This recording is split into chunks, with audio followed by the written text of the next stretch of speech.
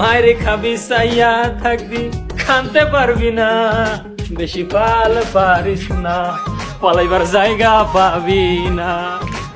মা শফিক বাড়ি এখন আমগো দখলে। ও মা, মাত্র 50,000 টাকা দিয়া 10 লাখ টাকার বাড়ি দখলে নিয়ে আনিস।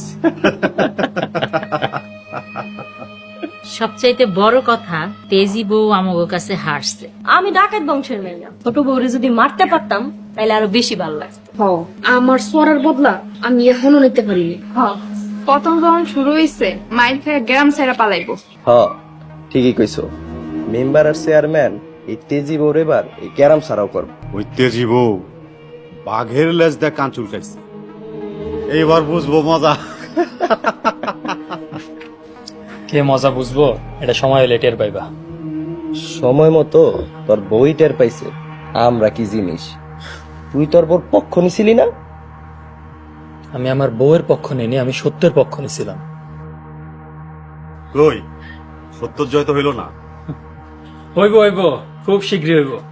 বেশি পাল পারিস না, পালাইবার জায়গা পাবি না, মায়েরে খাবি চাইয়া থাকবি খানতে পারবি না, বেশি পাল পারিস না, পালাইবার জায়গা পাবি না।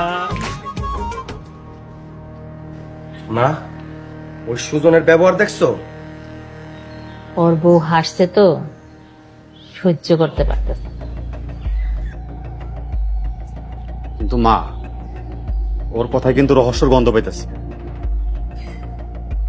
কত বড় সাহস, চেয়ারম্যান মেম্বারের সাথে পাঙ্গা।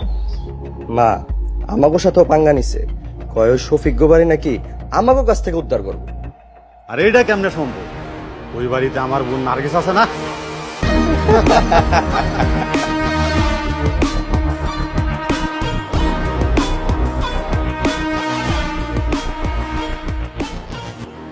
কি খুশি খুশি লাগতেছে?